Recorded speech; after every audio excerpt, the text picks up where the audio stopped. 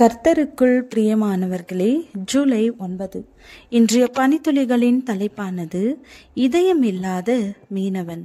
வசனம் 1 கொரிந்தியர் 10வது அதிகாரம் 24வது வசனம்.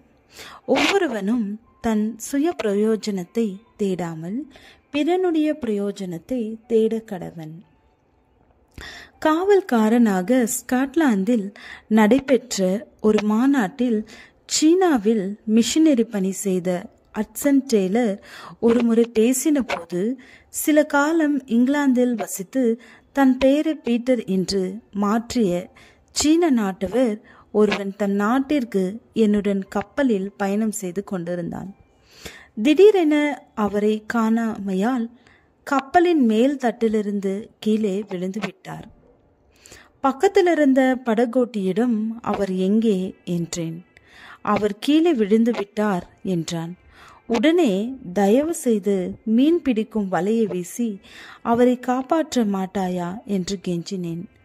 அவன் சற்றும் இரக்கமற்றவனாக, நாங்கள் மீன்களை பிடித்து கொண்டிருக்கிறோம் என்றான்.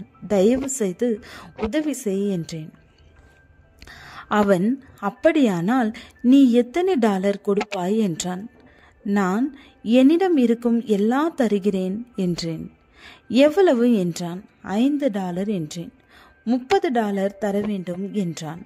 இறுதியில் $14களுக்கு சம்மதித்த பின் வலையை வீசி பீட்டரை மேலே இழுத்து கொண்டு வந்தான். நான் எவ்வளவோ முதலுதவி செய்தும் அவர் பிழைக்கவில்லை.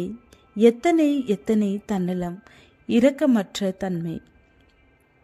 ஒருவேளை நாம் அந்த மீனவனை இரக்கமற்றவன், இதயமில்லாதவன் என்று சொல்லக்கூடும். எத்தனை சந்தர்ப்பங்களில் நாம் அப்படி இருந்திருக்கிறோம். நல்ல சமாரியன் உவமையில் சொல்லப்பட்ட லேவியனை போல, ஆசாரியனை போல விலகி போயிருக்கின்றோமா என்று சிந்தித்து பார்ப்போம். அல்லது அந்த லேவியனை போல இருந்திருக்கிறோமா என்பதையும் சிந்தித்து பார்ப்போம். அது அவனுடைய தலைவிதி. நான் என்ன செய்ய முடியும் என்று சொல்லியிருக்கின்றோமா?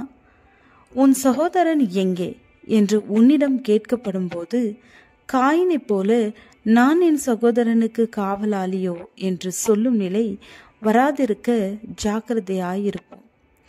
நாம் நம் சகோதரர்களுக்கு காவலாளியாக இருந்து எச்சரிக்கையோடு அவர்களை ரட்சிப்பின் வழியில் நடத்துவோம்.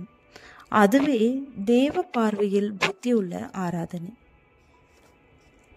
நம்முடைய நடத்தையிலும் பேச்சிலும் மற்ற எந்த காரியத்திலும் பிறருக்கு நன்மையுண்டாக நடந்து கொள்ள வேண்டும். நல்ல சமாரியன் செய்ததை நினைத்து கொள்ளுங்கள்.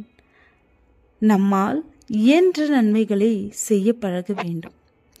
அன்றியும் நன்மை செய்யவும் தான தர்மம் பண்ணவும் மறவாதிருங்கள். இப்படிப்பட்ட பலிகளின் மேல் தேவன் பிரியமாயிருக்கிறார். ஜெபம்.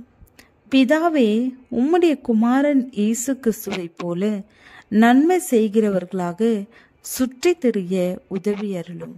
ஆமேன்.